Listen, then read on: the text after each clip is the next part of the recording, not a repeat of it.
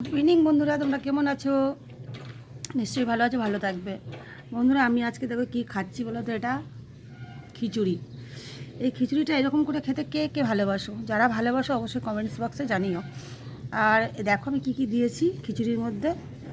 মটরশুঁটি দিয়েছি, টমেটো দিয়েছি, আলু দিয়েছি, কাঠি কচু দিয়েছি, পাকা টমেটো, কাঁচা টমেটো দুটোই দিয়েছি, আর সোয়াবিনও দিয়েছি।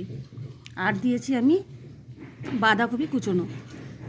এগুলো দিয়ে আমি খিচুড়িটা করেছি। আরও কিছু সবজি দিলে ভালো হয়, থাকলে সবই দিয়ে দেবে, ঠিক আছে।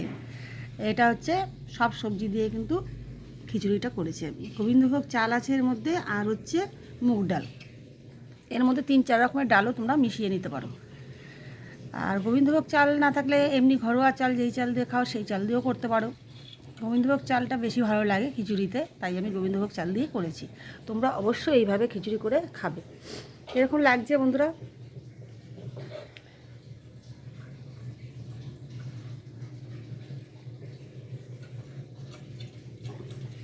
এই খিচুড়িটা খেতে কিন্তু দারুণ লাগে, দারুণ খেতে লাগে। তোমরা অবশ্যই করে খাবে।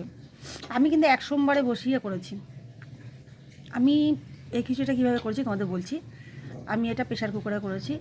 প্রেশার কুকারে প্রথমে আমি সর্ষের তেল দিয়েছি, তেজপাতা, শুকনো লঙ্কা, আর আমি এখানে পাঁচফোড়ন অ্যাড করেছি।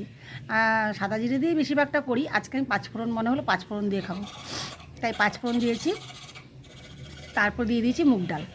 মুগ ডালের উপরে দিয়ে দিয়েছি একটু ধনের গুঁড়ো, একটু জিরের গুঁড়ো দিয়ে ডালটাকে ভেজে নিয়েছি। তারপরে জল দিয়ে দিয়েছি পরিমাণ মতন, চালটাকে ধুয়ে দিয়ে দিয়েছি। তারপরে আমি এই সবজিগুলো কেটে, চালটা যখন একটু ফুটে উঠেছে তখন কিন্তু আমি সবজিগুলো পুরো ধুয়ে দিয়ে দিয়েছি। তারপরে আমি হলুদ আর লবণ মিশিয়ে এটাকে মানে ভালো করে সেদ্ধ করে নিয়েছি। এর মধ্যে অল্প একটু মিষ্টি অ্যাড করেছি বন্ধুরা, অবশ্যই খিচুড়িতে অল্প মিষ্টি অ্যাড করবে। আর এখানে ঘি দিলে আরও ভালো হতো, আমি ঘি দিইনি, যেহেতু গোবিন্দভোগ চাল ঘি না দিলেও চলে। তো তোমরা পারলে ঘি দিয়ে দিও।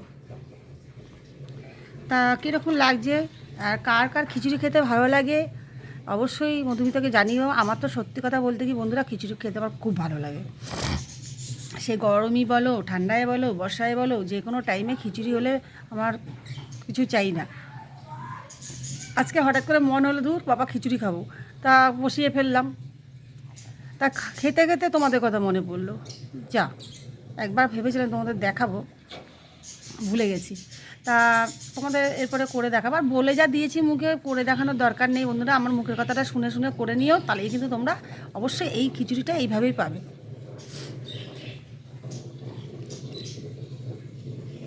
সব রকম সবজি দিয়ে কিন্তু খিচুড়ি করবে। এর মধ্যে তুমি পালং শাক দিতে পারো, এর মধ্যে তুমি আমি যেমন শুধু বাঁধাকপি দিয়েছি, যেহেতু ছিল না, পালং শাকটাও ছিল না। আর এর মধ্যে একটু ডাঁটা শাক, যেমন ডাঁটা শাক বলতে কি ওই পুঁই শাক ডাঁটা যেটা হয় সেই শাকটা তুমি দিতে পারো। খুব খেতে ভালো লাগবে। আর সোয়াবিন থাকলে অবশ্যই দেবে বন্ধুরা।